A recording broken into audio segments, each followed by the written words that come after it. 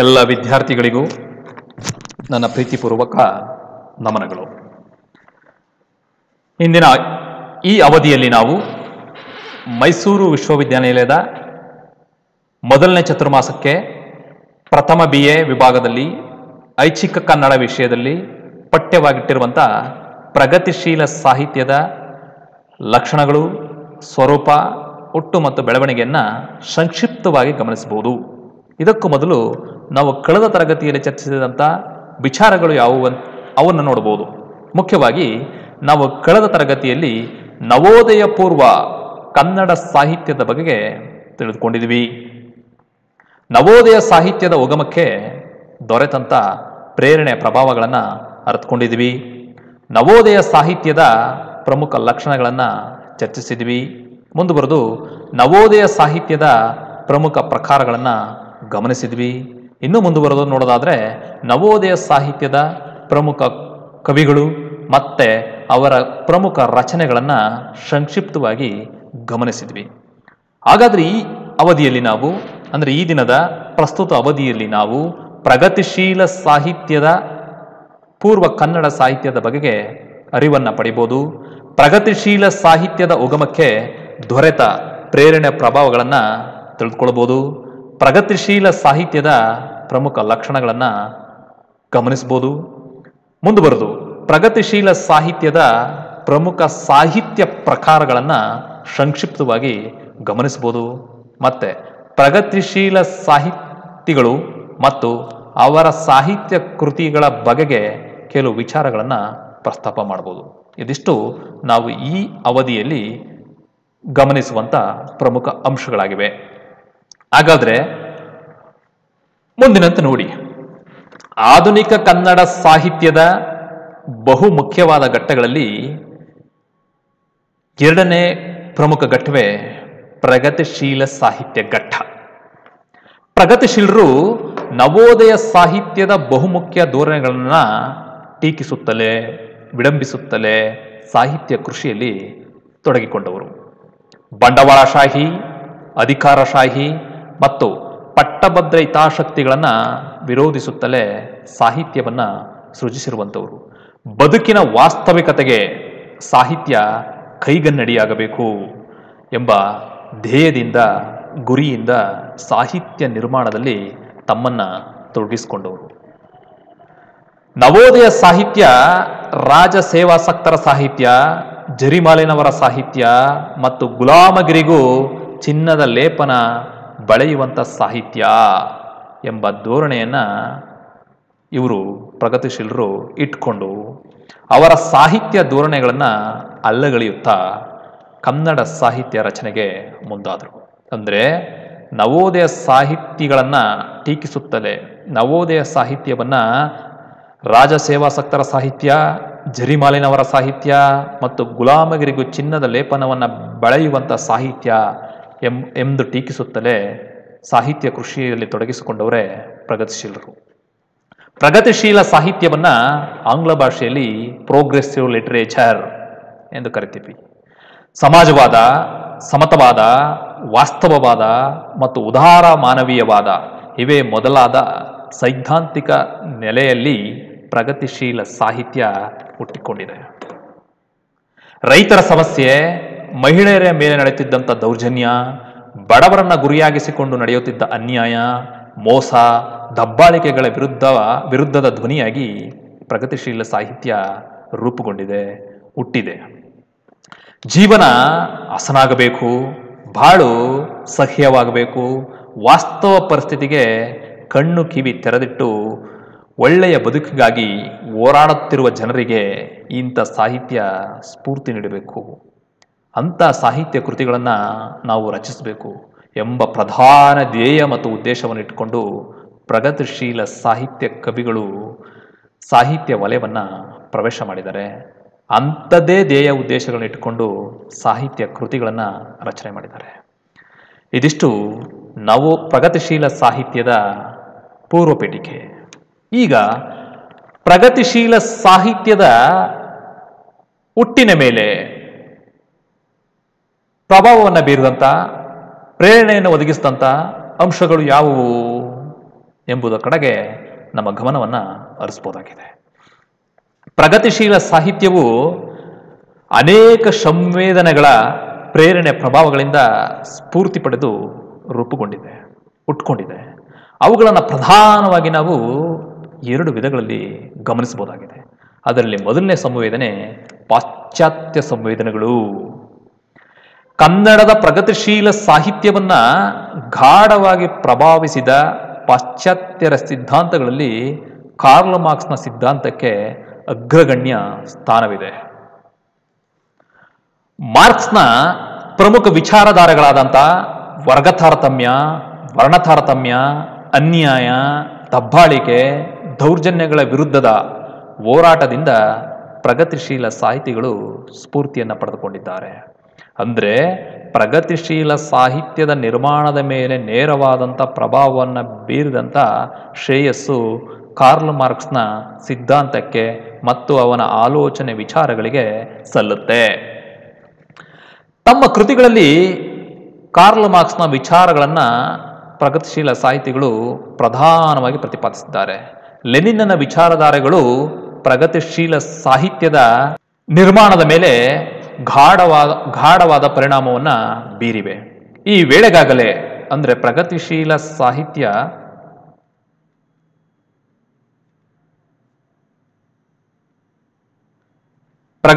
ಸಾಹಿತ್ಯ ನಿರ್ಮಾಣದ ವೇಳೆಗಾಗಲೇ ಐರೋಪ್ಯ ದೇಶಗಳಲ್ಲಿ ವೈಜ್ಞಾನಿಕ ವೈಚಾರಿಕ ಕ್ರಾಂತಿಗಳು ಅಪಾರ ಪ್ರಮಾಣದಲ್ಲಿ ಸಂಭವಿಸಿರುತ್ತವೆ. ಈ ಎಲ್ಲ ಕ್ರಾಂತಿಗಳ ಪರಿಣಾಮದಿಂದ ರಾಜಕೀಯವಾಗಿ, ಧಾರ್ಮಿಕವಾಗಿ ಪ್ರಪಂಚದಾದ್ಯಂತ ಅನೇಕ ಸ್ಥಿತ್ಯಂತರಗಳು ಉಂಟಾಗ್ತವೆ. ಈ ಎಲ್ಲ ಸ್ಥಿತ್ಯಂತರಗಳ ಪ್ರಭಾವ ಪ್ರಗತಿಶೀಲ ಸಾಹಿತ್ಯದ ಮೇಲೂ ಆಗುತ್ತೆ. 1917ರಲ್ಲಿ ರಷ್ಯಾದಲ್ಲಿ ಮಹಾನ್ ಕ್ರಾಂತಿಯೊಂದು ಜರುಗುತ್ತೆ. ಈ ರಷ್ಯಾದ ಮಹಾನ್ ಕ್ರಾಂತಿಯಿಂದಾಗಿ ಜಗತ್ತಿನಾದ್ಯಂತ ರಾಜಕೀಯವಾಗಿ, ಬೌದ್ಧಿಕವಾಗಿ, ಆರ್ಥಿಕವಾಗಿ, ಸಾಮಾಜಿಕವಾಗಿ ಸ್ಥಿತ್ಯಂತರಗಳು, ಬದಲಾವಣೆಗಳು ಉಂಟಾಗ್ತವೆ. ಈ ಎಲ್ಲ ಸ್ಥಿತ್ಯಂತರಗಳು ಪ್ರಗತಿಶೀಲ ಮನೋಧರ್ಮವುಳ್ಳ ಸಾಹಿತಿಗಳನ್ನು ನೇರವಾಗಿ ಪ್ರಭಾವಿಸ್ತವೆ. ಆ ಪ್ರಭಾವ ಅವರು ರಚಿಸಿದ ಸಾಹಿತ್ಯ ಕೃತಿಗಳ ಮೇಲೂ ಕಾಣಿಸ್ಕೊಳ್ಳುತ್ತೆ. ಇದಿಷ್ಟು ಪ್ರಗತಿಶೀಲ ಸಾಹಿತ್ಯದ ಮೇಲೆ ಉಂಟಾದಂಥ ಪಾಶ್ಚಾತ್ಯರ ಪ್ರೇರಣೆ ಪ್ರಭಾವಗಳು. ಇನ್ನು ಪ್ರಗತಿಶೀಲ ಸಾಹಿತ್ಯದ ನಿರ್ಮಾಣದ ಮೇಲೆ ಹಲವು ದೇಶೀಯ ಸಂವೇದನೆಗಳು ಕೂಡ ಪ್ರಭಾವವನ್ನು ಬೀರಿವೆ. ಮುಖ್ಯವಾಗಿ ಪ್ರಗತಿಶೀಲ ಸಾಹಿತ್ಯ ಪಾಶ್ಚಾತ್ಯ ಪ್ರೇರಣೆ ಪ್ರಭಾವಗಳಿಂದ ಹೊಸ ಆಲೋಚನೆಯನ್ನು ಪಡೆದುಕೊಂಡಂತೆಯೇ ದೇಶೀಯ ಸಂವೇದನೆಗಳಿಂದಲೂ ಪ್ರಭಾವಿತಗೊಂಡಿದೆ. ಮುಖ್ಯವಾಗಿ ಪ್ರಗತಿಶೀಲ ಸಾಹಿತ್ಯ ಚಳುವಳಿಯು ಭಾರತದಲ್ಲಿ ಆರಂಭಗೊಳ್ಳುತ್ತಿದ್ದ ಕಾಲಘಟ್ಟದಲ್ಲಿ ಗಾಂಧೀಜಿಯವರ ವಿಚಾರಧಾರೆಗಳು ಪ್ರಸಿದ್ಧಿಯನ್ನು ಪಡ್ಕೊಂಡಿದ್ವು. ಭಾರತ ದೇಶದಲ್ಲಿ ಈ ವೇಳೆಗಾಗಲೇ ಸಾಮಾಜಿಕವಾಗಿ, ಧಾರ್ಮಿಕವಾಗಿ ಅನೇಕ ಬದಲಾವಣೆಗಳು ಉಂಟಾಗಿರುತ್ತವೆ. ಈ ವೇಳೆಗೆ ಭಾರತ ದೇಶದಲ್ಲಿ ಎಲ್ಲ ವಿಧವಾದಂಥ ರಂಗಗಳಲ್ಲೂ ಕೂಡ ಪುನರುಜ್ಜೀವನದ ಎಚ್ಚರಿಕೆ ಉಂಟಾಗಿರುತ್ತೆ. ಮತ್ತೆ ಈ ಎಲ್ಲ ಅಂಶಗಳು ಕೂಡ ಈ ಪ್ರಗತಿಶೀಲ ಸಾಹಿತ್ಯವನ್ನು ಪ್ರಭಾವಿಸಿವೆ. ಅಂದರೆ ಪ್ರಗತಿಶೀಲ ಸಾಹಿತ್ಯದ ನಿರ್ಮಾಣಕ್ಕೆ ಪ್ರೇರಣೆ ಮತ್ತು ಪ್ರಭಾವಗಳನ್ನು ಒದಗಿಸಿದಂಥ ಪ್ರಮುಖ ಶ್ರೇಯಸ್ಸು ದೇಶೀಯ ಸಂವೇದನೆಗೆ ಸಲ್ಲುತ್ತೆ. ಭಾರತ ದೇಶದಲ್ಲಿ ಈ ಪ್ರಗತಿಶೀಲ ಸಾಹಿತ್ಯ ಆರಂಭಗೊಳ್ಳುವುದಕ್ಕೂ ಮೊದಲೇ ಗಾಂಧೀಜಿಯವರ ಸ್ವದೇಶಿ ಚಳುವಳಿ ಆರಂಭಗೊಂಡಿರುತ್ತೆ. ಈ ವೇಳೆಗಾಗಲೇ ಭಾರತ ದೇಶದಲ್ಲಿ ಸಾಮಾಜಿಕ, ಧಾರ್ಮಿಕ, ಕಲಾರಂಗಗಳಲ್ಲಿ ಅನೇಕ ಬದಲಾವಣೆಗಳು ಸಂಭವಿಸಿ ಪುನರುಜ್ಜೀವನದ ಎಚ್ಚರಿಕೆ ಉಂಟಾಗ್ತಿರುತ್ತೆ. ಭಾರತ ದೇಶದಲ್ಲಿ ಸಮಾಜವಾದಿ ಚಳುವಳಿಯು ಕೂಡ ಆರಂಭವಾಗಿರುತ್ತೆ. ಈ ಎಲ್ಲ ಅಂಶಗಳಿಂದ ಪ್ರೇರಣೆಯನ್ನು ಪಡೆದುಕೊಂಡು ಭಾರತ ದೇಶದಲ್ಲಿ ಪ್ರಗತಿಶೀಲ ಸಾಹಿತ್ಯ ನಿರ್ಮಾಣ ಆಗುತ್ತೆ. ಅಂತೆಯೇ ಕನ್ನಡದಲ್ಲೂ ಕೂಡ ಪ್ರಗತಿಶೀಲ ಸಾಹಿತ್ಯ ನಿರ್ಮಾಣಗೊಂಡು ಕನ್ನಡ ಸಾಹಿತ್ಯವನ್ನು ಶ್ರೀಮಂತಗೊಳಿಸುತ್ತೆ.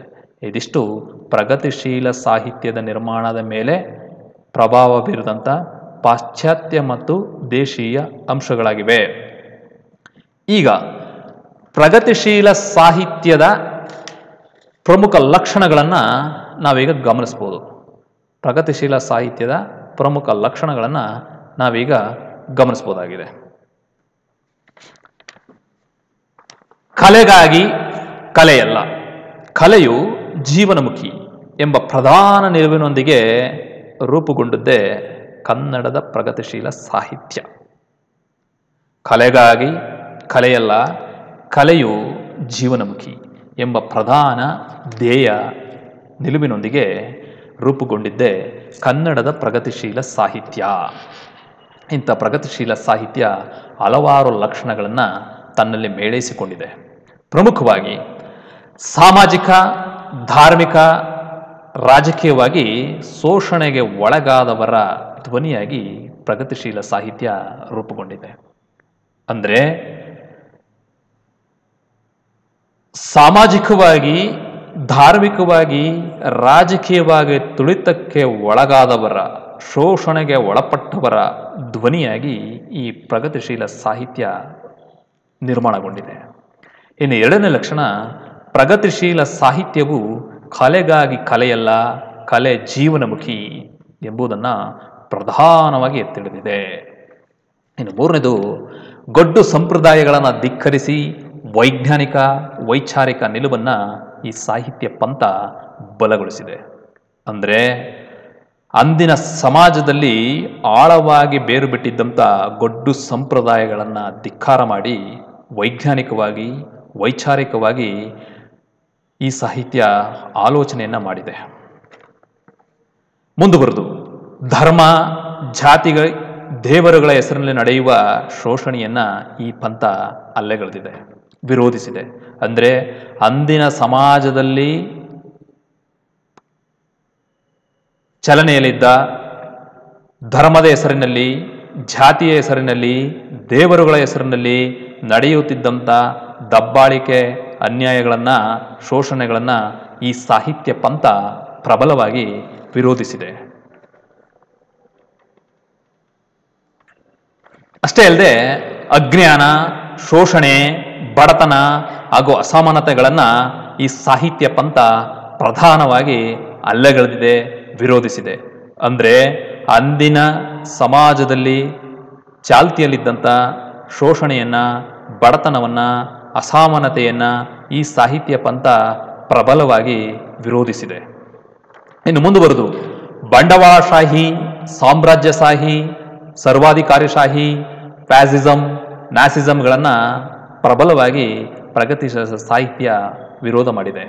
ಅಂದರೆ ಅಂದು ಅಂತ ಹೇಳಿದ್ರೆ ಪ್ರಗತಿಶೀಲ ಸಾಹಿತ್ಯ ನಿರ್ಮಾಣಗೊಳ್ಳುತ್ತಿದ್ದ ಕಾಲಘಟ್ಟದಲ್ಲಿ ಚಾಲ್ತಿಯಲ್ಲಿದ್ದಂಥ, ಚಲಾವಣೆಯಲ್ಲಿದ್ದಂಥ ಬಂಡವಾಳಶಾಹಿ ನೀತಿಯನ್ನು, ಸಾಮ್ರಾಜ್ಯಶಾಹಿ ನೀತಿಯನ್ನು, ಸರ್ವಾಧಿಕಾರಿಶಾಹಿ ನೀತಿಯನ್ನು, ಫ್ಯಾಸಿಸಮ್ ಮತ್ತು ನಾಜಿಸಮ್ಗಳನ್ನು ಈ ಸಾಹಿತ್ಯ ಪಂಥ ಪ್ರಬಲವಾಗಿ ವಿರೋಧ ಮಾಡಿದೆ.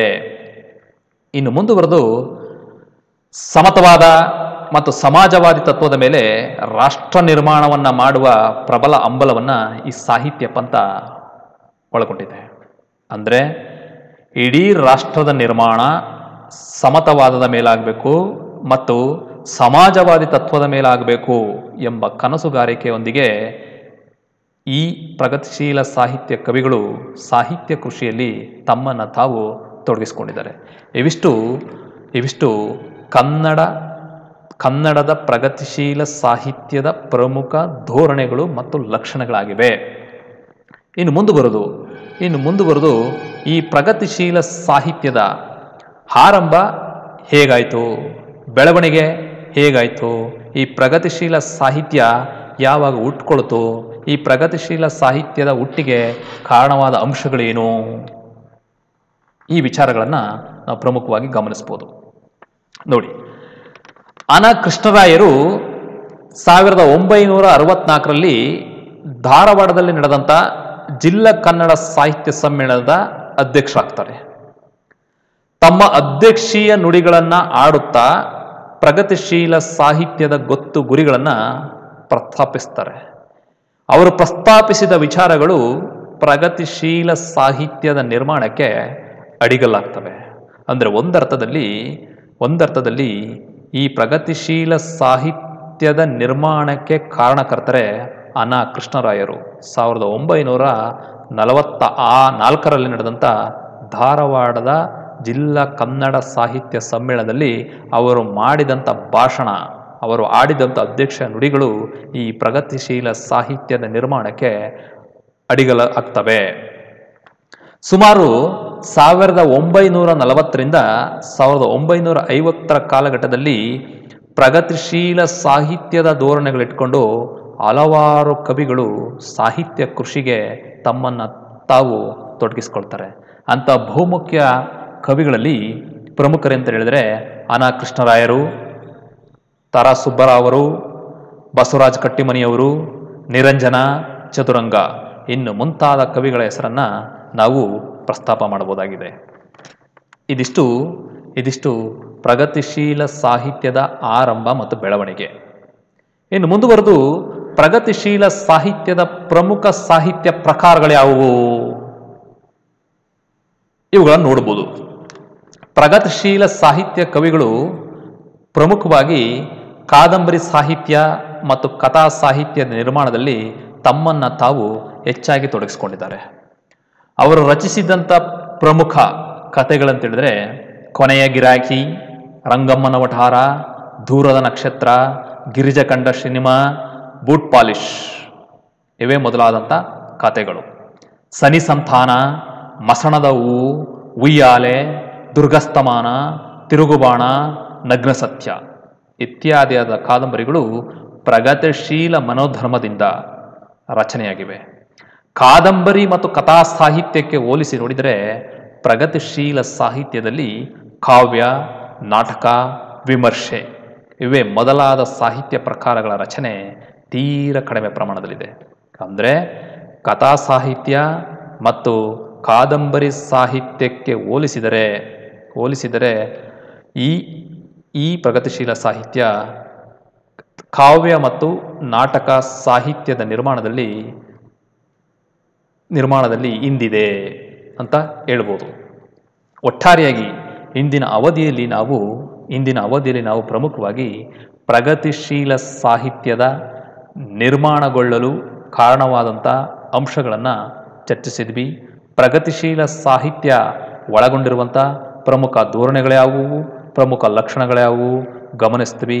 ಮತ್ತು ಪ್ರಗತಿಶೀಲ ಸಾಹಿತ್ಯ ನಿರ್ಮಾಣಗೊಳ್ಳಲು ಕಾರಣವಾದಂಥ ಅಂಶಗಳನ್ನು ಚರ್ಚೆ ಮಾಡಿದ್ವಿ. ಮುಂದುವರೆದು ಪ್ರಮುಖ ಪ್ರಗತಿಶೀಲ ಸಾಹಿತ್ಯ ಕೃತಿಗಳನ್ನು ಗಮನಿಸಿದ್ವಿ. ಪ್ರಮುಖ ಪ್ರಗತಿಶೀಲ ಸಾಹಿತ್ಯ ಕವಿಗಳನ್ನು ಹೆಸರಿಸ್ತೀವಿ. ಈ ಅವಧಿಯನ್ನು ಆಶ್ರಯಿಸಿ ನಿಮಗೆ ಹಲವಾರು ಪ್ರಶ್ನೆಗಳು ನಿಮ್ಮ ಸ್ಪರ್ಧಾತ್ಮಕ ಪರೀಕ್ಷೆಗಳಲ್ಲಿ ಬರ್ತವೆ. ಮುಖ್ಯವಾಗಿ ಪ್ರಥಮ ಅಖಿಲ ಭಾರತ ಪ್ರಗತಿಶೀಲ ಲೇಖಕರ ಸಂಘದ ಅಧಿವೇಶನ ನಡೆದದ್ದು ಎಲ್ಲಿ ಕೇಳ್ತಾರೆ. ಪ್ರಥಮ ಅಖಿಲ ಭಾರತ ಪ್ರಗತಿಶೀಲ ಲೇಖಕರ ಸಂಘದ ಅಧಿವೇಶನ ನಡೆದದ್ದು ಎಲ್ಲಿ? ಲಖನೌ. ಪ್ರಥಮ ಕನ್ನಡ ಪ್ರಗತಿಶೀಲ ಸಾಹಿತ್ಯ ಸಮ್ಮೇಳನ ನಡೆದದ್ದು ಎಲ್ಲಿ ಕೇಳ್ತಾರೆ. ಬೆಂಗಳೂರು. ಕಲೆಗಾಗಿ ಕಲೆಯಲ್ಲ, ಕಲೆಯು ಜೀವನಮುಖಿ. ಕಲೆಗಾಗಿ ಕಲೆಯಲ್ಲ, ಕಲೆಯು ಜೀವನಮುಖಿ ಎಂದ ಸಾಹಿತ್ಯ ಘಟ್ಟ ಯಾವುದು? ಉತ್ತರ ಪ್ರಗತಿಶೀಲ. ಕೊನೆಯ ಗಿರಾಕಿ ಈ ಕಥೆಯ ಕರ್ತೃ ಯಾರು? ಕೊನೆಯ ಗಿರಾಕಿ ಈ ಕಥೆಯ ಕರ್ತೃ ಯಾರು ಅಂತ ಕೇಳ್ತಾರೆ. ನಿರಂಜನ. ಮಸಣದ ಹೂ ಈ ಕಾದಂಬರಿಯ ರಚನೆಕಾರರು ಯಾರು? ಉತ್ತರ ತರಾಸು. ಈ ಬಗೆಯಾದಂಥ ಪ್ರಶ್ನೆಗಳು ಇಂದಿನ ಅವಧಿಯನ್ನು ಆಶ್ರಯಿಸಿ ನಿಮಗೆ ನಿಮ್ಮ ಸ್ಪರ್ಧಾತ್ಮಕ ಪರೀಕ್ಷೆಗಳಲ್ಲಿ ಬರ್ತವೆ. ಎಲ್ರಿಗೂ ಧನ್ಯವಾದಗಳನ್ನು ಸಮರ್ಪಣೆ ಮಾಡ್ತಾ ಈ ಅವಧಿಯನ್ನು ಇಲ್ಲಿಗೆ ಮುಕ್ತಾಯಗೊಳಿಸ್ತಾ ಇದ್ದೀನಿ. ಎಲ್ಲರಿಗೂ ಮತ್ತೊಮ್ಮೆ ಧನ್ಯವಾದಗಳು.